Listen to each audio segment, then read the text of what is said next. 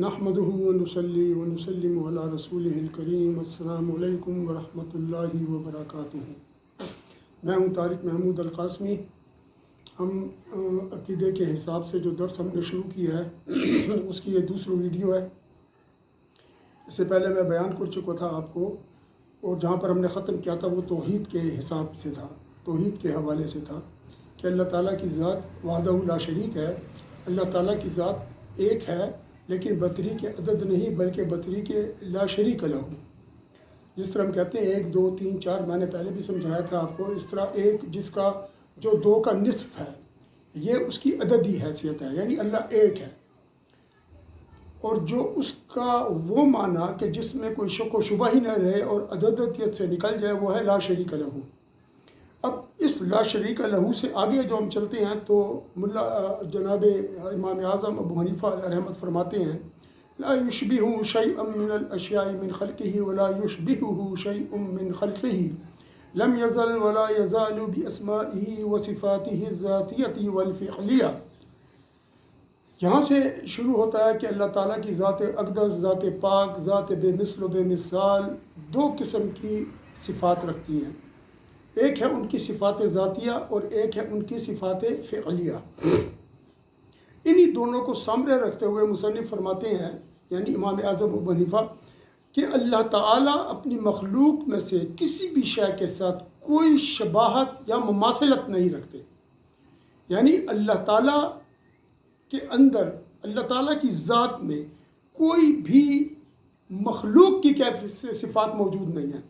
مخلوق حادث ہے، ہم کھاتے ہیں، ہم پیتے ہیں، ہم سوتے ہیں، ہم جاگتے ہیں، اس طریقے کی جو ہے نا کوئی بھی صفات اللہ کے اندر موجود نہیں ہے کہ جو اللہ تعالیٰ مخلوق سے مشابہت رکھتے ہوں یا مماثلت رکھتے ہوں۔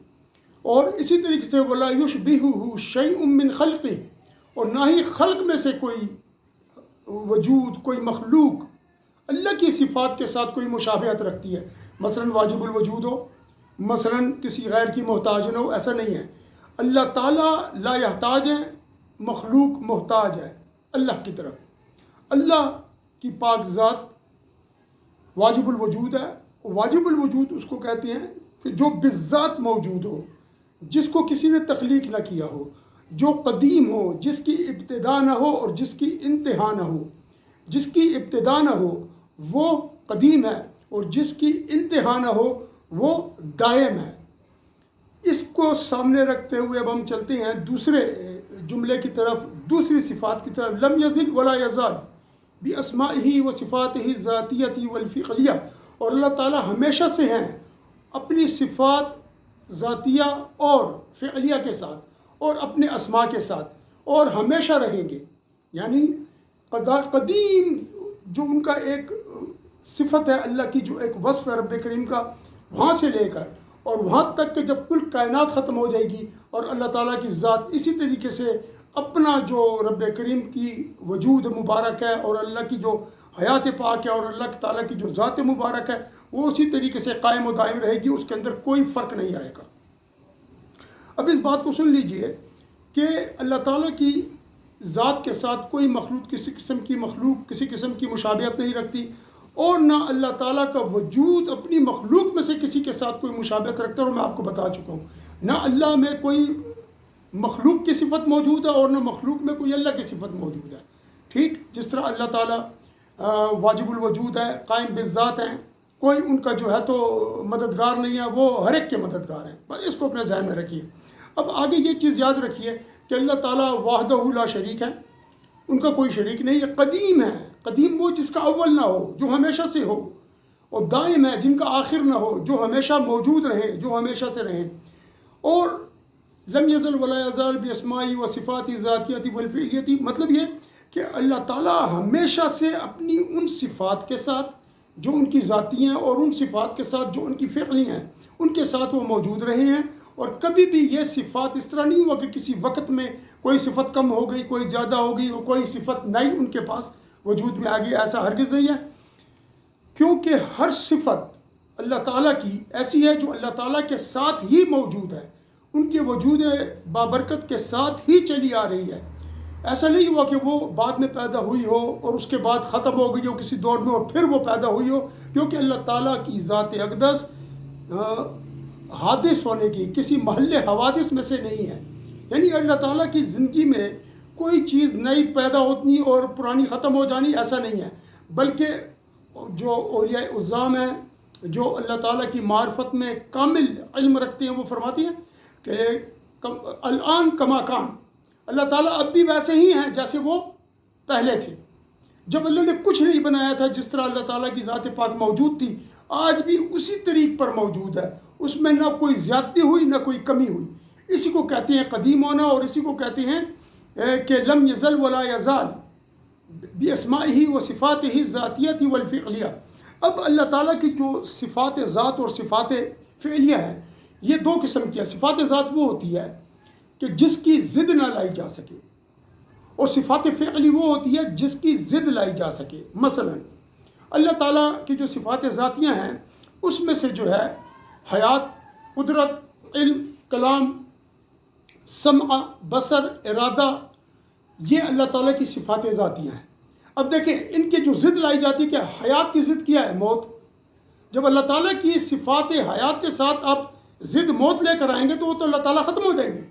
لہذا پتہ لگا کہ اللہ تعالیٰ کی صفت ذاتی ہے، کیونکہ یہ مخالف ضد کو قبول، مخالف صفت ضد کو قبول نہیں کرتی. اس طرح اللہ تعالیٰ کی قدرت ہے. اگر قدرت اللہ تعالیٰ سے لے لی جائے، یعنی قدرت کی جو مخالف ہے صفت وہ لے کر آئی جائے، یعنی غیر قادر ہونا، بغیر قدرت کے ہونا، تو اللہ کی قدرت ختم ہو جائے گی. پہلے اللہ تعالیٰ کس طریقے سے تصرف فرمائیں گے اس کائنات میں. لہذا پتہ لگا یہ بھی اسی طریقے سے علم، کلام، یہ تمام صفات جو ہیں یہ وہ ہیں کہ ان کی ضد نہیں لا جا سکتی، کیونکہ ان کی جب ضد لائیں گے تو یہ ختم ہو جائے گی. علم کی ضد جہالت ہے، یہ نہیں آ سکتی. لیکن جو صفات فعلیہ ہیں، صفات فعلیہ سے مراد وہ صفات ہیں کہ جن کی ضد لائی جا سکتی ہے، جیسے ترزیق، جس طرح سے تخلیق، جیسے انشاء، ابداع، صنع وغیرہ ذالک من صفات الفعل. صفات فعلیہ ہوتی ہیں کہ جن کی مثلا رزق دینا، یہ صفات فعل ہے. اور جب یہ صفات فعل ہوتی ہے رزق دینے کی، تو مطلب ہے کہ اللہ تعالیٰ جس کو چاہے رزق دیں. جس طرح قرآن میں آتا ہے اللہ تعالیٰ جس کا چاہے رزق بڑھا دیتا ہے، جس کا چاہے رزق تنگ کر دیتا ہے. اب دیکھیں ایک طرف اللہ تعالیٰ نے رزق بڑھا دیا، دوسری طرف اسی صفت رزق بڑھانے کی صفت کا ضد استعمال ہوا تو دوسرے کسی اور شخص کی رزق کو گھٹا دیا. لیکن یہ اللہ تعالیٰ ایسے محض رزق بڑھانا اور گھٹانا نہیں فرماتے، بلکہ اللہ تعالیٰ رزق کا گھٹانا اور رزق کا بڑھانا اس حوالے سے کرتے ہیں کہ اس میں کوئی حکمت ہوتی ہے. کسی شخص کا رزق بڑھا کر اس حکمت کو پورا کیا جاتا ہے، کسی شخص کا رزق گھٹا کر اس حکمت کو پورا کیا جاتا ہے. اگر کسی شخص کا رزق گھٹ جائے، ہو سکتا ہے اس کو نقصان ہو اور وہ ایمان میں اتنا مضبوط نہ ہو. کسی شخص کا رزق گھٹا دیا جائے تو ہو سکتا ہے کہ اس شخص کے رزق گھٹانے سے، اس میں صبر کے ذریعے سے اور اس کے اندر تحمل پیدا ہونے سے اللہ تعالیٰ اس کے مزید درجات کو بلند فرمائے. لہٰذا اللہ تعالیٰ کی ذات پاک برکت، اللہ تعالیٰ کی ذات پاک جب ان کی جو صفات حیاتیاں ہیں، صفات ذاتیاں ہیں، جب اللہ تعالیٰ اس کے ساتھ تصرف فرماتے ہیں تو فإن اللہ تعالیٰ حی بحیات التی ہی صفت ازلیہ. اللہ تعالیٰ کی جو زندگی ہے نا، یہ ازلی ہے، یہ صفت ازلی ہے. یہ ایسا نہیں ہوا کہ اللہ تعالیٰ بس جس طرح آدم علیہ السلام کو تخلیق کیا پھر اللہ نے ان میں جان ڈالی، اس طرح کسی نے اللہ میں نہ ایسا نہیں ہوا. اللہ تعالیٰ ہمیشہ سے زندہ ہے اور اپنی حیات ازلی کے ساتھ زندہ. قدرت فإنہ تعالیٰ قادر علی کل شیء بقدرتہ التی ہی صفت ازلیہ. اللہ تعالیٰ قدرت کے ذریعے سے لوگوں پر تصرف فرماتے ہیں، اپنی مخلوقات پر تصرف فرماتے ہیں، اور اس قدرت کے ذریعے سے ہر چیز پر قادر ہوتے ہیں اور اس کو جس طرح چاہتے ہیں اس طرح انجام دیتے ہیں. اس طرح علم ہے، اللہ تعالیٰ کو جمیع موجودات کا علم حاصل ہے اور یہ صفت ازلی ہے. یعنی جب انسان کو اللہ نے نہیں بنایا، کچھ بھی نہیں تھا، تب بھی اللہ کے پاس یہ صفت موجود تھی، اور اللہ تعالیٰ اس صفت کے ذریعے سے، اس علم کو، اس صفت کے ذریعے سے اپنے علم کو استعمال کرتے ہوئے اللہ تعالیٰ نے اس کائنات کو بنایا، سب چیزوں کو پیدا فرمایا. جس طرح حدیث میں آتا ہے کہ اللہ تعالیٰ کریم فرماتے ہیں کہ سب سے پہلے جو اللہ تعالیٰ نے، نبی پاک صلی اللہ علیہ وسلم ارشاد فرماتے ہیں، نبی پاک صلی اللہ علیہ وسلم اس حدیث کی روایت فرماتے ہیں کہ سب سے پہلے اللہ تعالیٰ نے جس چیز کو تخلیق فرمایا وہ میرا نور تھا. یعنی نبی علیہ السلام کا نور تھا. اس نور کے تخلیق فرمانے کے بعد اللہ تعالیٰ نے باقی اشیاء کو پیدا فرمایا۔ اب یہ جو علم ہے اللہ تعالیٰ کا، اللہ تعالیٰ کے اس علم کے اندر وہ تمام چیزیں موجود تھیں جو آج آپ اس کائنات میں دیکھ رہے ہیں، جو ہم نہیں دیکھ رہے، ہمارے عباد آنے والی نسلیں دیکھیں گی، یا جو ہم نے پہلے نہیں دیکھا، جو ہم سے پہلے کی نسلیں دیکھ چکی ہیں۔ تو اللہ تعالیٰ کو جس طرح قرآن مجید میں اللہ تعالیٰ ارشاد فرماتے ہیں کل یوم ہوا فی شأن، ہر روز اللہ ایک نئی شان کے ساتھ جلوہ افروز ہوتے ہیں، اور یہ اللہ تعالیٰ کی وہ قدرت کاملہ ہے، اور یہ اللہ تعالیٰ کی وہ علم ہے، اور یہ اللہ تعالیٰ کے وہ ارادہ ہے جو ہر روز نئی شان اور نئے ارادے کے ساتھ اور نئے علم کے ساتھ اور نئی قدرت کے ساتھ اس قدرت کے ساتھ آتے ہیں۔ مطلب نئی قدرت ہی نہیں کہ اللہ تعالیٰ کی پرانی قدرت بدل کے نئی ہوگی، نہیں، مطلب یہ جب کسی چیز کا ظہور ہوتا ہے وہ نیا ظہور ہوتا ہے اس قدرت کے ذریعے سے جو ازلی ہے۔ جب کسی چیز کا نیا ظہور ہوتا ہے تو وہ نیا ظہور ہوتا ہے اس علم کے ذریعے سے جو کہ ازلی ہے اور قدیم ہے۔ تو یاد رکھیں اللہ تعالیٰ کی صفت میں کوئی تغیر و تبدل نہیں ہوتا۔ پھر اس طریقے سے اللہ تعالیٰ کی ذات کلیم ہے، اور اللہ تعالیٰ نے موسیٰ علیہ السلام سے کلام کیا، یہ اللہ تعالیٰ کی ایک ازلی صفت ہے۔ اللہ تعالیٰ جب کلام کیا اللہ تعالیٰ نے موسیٰ سے، تو وہ اس ازلی صفت کے ساتھ کلام کیا جو کہ ازل میں ان کے ساتھ موجود تھی اور قدیم تھی۔ اور اللہ تعالیٰ کے کلام میں اور ہمارے کلام میں یہ فرق ہے کہ اللہ تعالیٰ کا جو کلام ہے وہ قدیم ہے، بغیر آواز کے، بغیر حروف کے ہوتا ہے، یعنی اللہ تعالیٰ کا کلام بے مثل و بے مثال غیر مخلوق ہے، جبکہ ہمارا کلام مخلوق ہے، ہم الفاظ سے بولتے ہیں، آواز سے بولتے ہیں، اس طریقے پر ہم آگے بڑھتے ہیں اور ہمارا کلام اس طریقے سے آگے چلتا ہے۔ اس طریقے سے اللہ تعالیٰ کا ارادہ ہے جو ازلی ہے، جو اس وقت سے موجود ہے جب کچھ بھی نہیں تھا، اللہ تعالیٰ کے ساتھ یہ کلام موجود تھا۔ جب اللہ تعالیٰ نے بھی نبی پاک صلی اللہ علیہ وسلم کا نور شریف بھی پیدا نہیں کیا تھا، تو اللہ تعالیٰ کا یہ ارادہ اللہ تعالیٰ کے ساتھ موجود تھا۔ اللہ تعالیٰ اس کے ذریعے سے مختلف امور کا ارادہ فرماتی ہیں، اور جب ارادہ فرما لیتے ہیں تو اپنے علم کے ذریعے وہ کس طرح ہوگا، کیسے ہوگا، اس کو پیدا فرما دیتے ہیں۔ اس طریقے سے اس کے بعد جو ہے تو سمع بصر ہے۔ اللہ تعالیٰ کی ذات پاک سنتی ہے لیکن ہماری طریقے سے نہیں، ہم کان سے سنتے ہیں، ہمارے پاس اعضاء ہیں، اللہ تعالیٰ کے پاس اللہ تعالیٰ ان چیزوں سے پاک ہے۔ اللہ تعالیٰ جو ہے تو دیکھتے ہیں، ہم آنکھوں سے دیکھتے ہیں، اور اللہ تعالیٰ بغیر آنکھوں کے، کیونکہ اللہ تعالیٰ کی کوئی بھی، میں نے جس طرح پہلے بتا دیا کہ اللہ تعالیٰ کی کوئی مخلوق ان کے ساتھ شباہت نہیں رکھتی، اور اللہ کسی مخلوق کے ساتھ نہیں۔ ہمارے پاس آنکھیں ہیں، اگر ہم اللہ تعالیٰ کے ساتھ مماثلت پیدا کریں گے تو اٹ مینس کہ اللہ کی بھی آنکھیں ہیں، نہیں، ایسا نہیں ہے۔ لہٰذا اس چیز سے آپ یہ اندازہ لگا لیں کہ اللہ تعالیٰ کی ہر ایک چیز بے مثل و بے مثال ہے۔ اللہ تعالیٰ کی ہر ایک چیز سے مراد صفت، اس کی صفات، اس کے اسماء اور اس کی دونوں صفات جو فعلیہ ہیں اور جو ذاتیہ ہیں، وہ سب اسی طریق پر ہے۔ اسی طریقے سے اللہ تعالیٰ کی ذات تمام چیزوں کو پیدا فرماتی ہے، اور ان کو جو ہے تو اپنے ارادے سے اور اپنی قوت سے اور اپنی قدرت سے اس کو معرض وجود میں لے آتی تھی۔ تو اللہ تعالیٰ جس چیز کو چاہتے ہیں پیدا کر دیتے ہیں، جس چیز کو چاہتے ہیں فنا کر دیتے ہیں۔ لم یزل ولا یزال بصفاته واسمائه لم يحدث له صفت ولا اسم، یا لم يحدث له صفت ولا اسم۔ تو اللہ تعالیٰ اپنی صفات، اسماء اور تمام صفات کے ساتھ فعلی اور صفات فعلی اور ذاتی کے ساتھ موجود تھے۔ مطلب یہ اللہ تعالیٰ کی صفات فعلی میں اور صفات ذاتی میں کوئی نئی چیز کا اضافہ نہیں ہوا، نہ کم ہوا، یعنی اللہ تعالیٰ جن صفات کے ساتھ تھے انہی صفات کے ساتھ چل رہے ہیں۔ مثلا جب اللہ تعالیٰ نے کچھ بھی پیدا نہیں کیا تھا، کچھ بھی نہیں پیدا کیا تھا، حضرت نبی پاک صلی اللہ علیہ وسلم کا نور مبارک بھی تخلیق نہیں فرمایا تھا، اللہ تعالیٰ تب بھی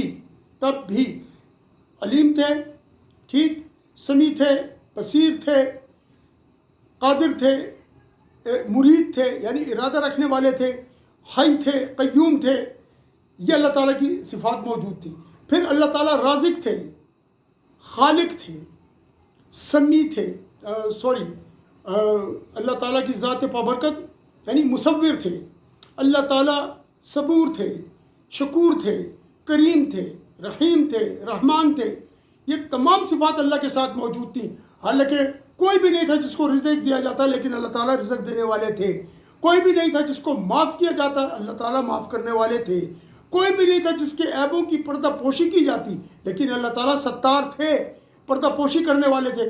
پھر جب اللہ تعالیٰ نے مخلوق تخلیق کی اور اس مخلوق کو دنیا میں بھیجا، مختلف جگہوں پر بھیجا، کسی جانور کو گھاس کی ضرورت تھی تو اس کو گھاس دی، تو اللہ تعالیٰ کی وہ صفتیں तर्ज़ीक़ यानी सिफ़त राज़िक़ होना वो सामने आई। जानवरों को उनके मुताबिक खाना दिया, इंसानों को उनके मुताबिक रिज़्क़ दिया, जिनों को उनके मुताबिक रिज़्क़ दिया। हर एक मखलूक को, कीड़े को, चरिंदे परिंदे को, हर एक मखलूक को उसकी मर्ज़ी के मुताबिक अल्लाह ताला रिज़्क़ अता फरमाते रहे। ये वो मतलब है इस चीज़ का। अब अल्लाह ताला की ज़ात अपने इल्म के साथ आलिम थे और इल्म उनकी एक सिफत थी अज़ल में, यानी अल्लाह ताला के इल्म में कोई तग़य्युर और तबद्दुल नहीं होता। अल्लाह ताला की जो इल्म की सिफत अल्लाह ताला की अज़ल में थी वही सिफत अब तक चल रही है, और उस सिफत के अंदर न तो किसी इल्म का इजाफ़ा हुआ है और ना ही किसी इल्म की कमी हुई है, क्योंकि अल्लाह ताला की ज़ात महल हवादिस नहीं है कि कमी पेशी पैदा हो। कमी पेशी एक कमज़ोरी की अलामत है, और अल्लाह की पाक ज़ात कमज़ोर नहीं है। बरसों गुजर गए, हज़ारों बरस गुजर गए इस कायनात को बने हुए। इस कायनात को मेरे रब ने संभाला हुआ है। और जिस तरह आयतुल कुर्सी में अल्लाह ताला फरमाते हैं ला तअख़ुज़ुहु सिनतुन वला नौम, कि उसको ना नींद आती है और ना उसको ऊँघ आती है। ये किस बात की अलामत है? ये उस कवी और करीम और मजबूत और कुदरत वाली और इल्म वाली और इरादे वाली ज़ात की अलामत है जो हर चीज़ पर कादिर है, और कोई भी शय उस पर कादिर नहीं, जो हर चीज़ का, जो हर शय का, जो हर मखलूक का मददगार है, लेकिन कोई शख्स भी उस ज़ात का मददगार नहीं। वो बेनियाज है, वो बेपरवाह है, वो अपनी ज़ात में वहदहु ला शरीक है। वो ऐसा है कि उस जैसा कोई नहीं, और हम वो हैं जिसने हमें काबिल ज़िक्र बनाया और जिसने हमारी वजूदों पर और हमारी ज़िंदगियों पर अपनी रहमत से और अपने करम से और अपने फ़ज़ल से हिदायत की के रास्ते पर हमें गामज़न फरमाया।